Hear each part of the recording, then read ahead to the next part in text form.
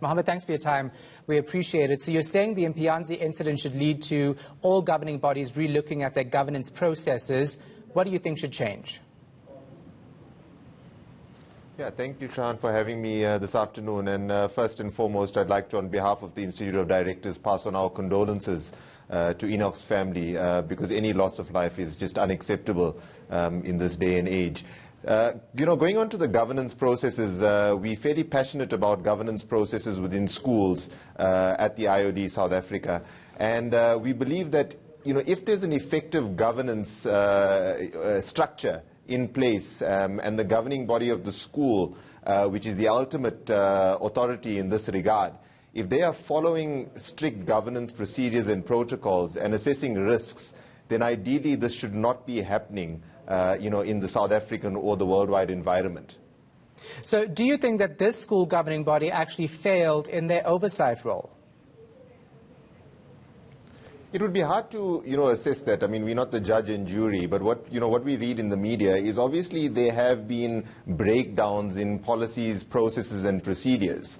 We read that in the media. We've seen incident reports, etc., etc. As I said before, we can't be the judge and jury, but with effective governance in place, and assessment of those risks and mitigation of risks, how likely they are to occur, and the impact. I think this is a severe impact of a risk that has manifested.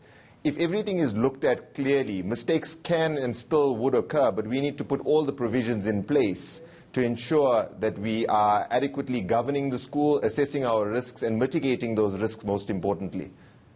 Yeah, so of course the Education Department has set up a body to look at how schools actually carry out their camping systems and trips. We also heard from Section 27 saying that there needs to be proper protocols in that regard. Would you agree? Oh, definitely. An effective governance process would ensure that protocols are in place.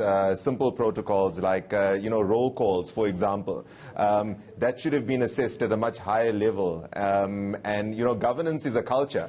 The governance that the governing body would set for the school, that should have filtered down to the rest of the school. And I speak about schools in general. That should have filtered down, and simple processes and procedures could have or could prevent future occurrences of events such like this. Yeah. So for those of us who don't know, break down the relationship between a school governing body and the principal. Who has final say when it comes to trips like this? So the principal would be in charge of the operations of the school and would lead the operations of the school.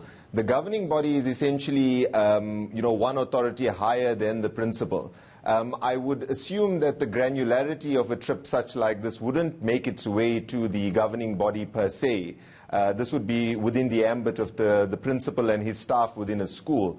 But it would be up to the governing body to assess global risk in regard to that school environment and to say, what is the likelihood of this risk occurring, and how do we assess that risk, how do we mitigate that risk, and even if that risk does manifest, because mistakes do occur, that's how do we sort out reputational management, for example, if a mistake does occur. I think the glaring ignorance almost of the governing body spokesperson coming forward is a little bit alarming in this regard. All right, thank you so much for your time and your insight. We appreciate it. Muhammad Seedat, Chairperson of the Institute of Directors in South Africa.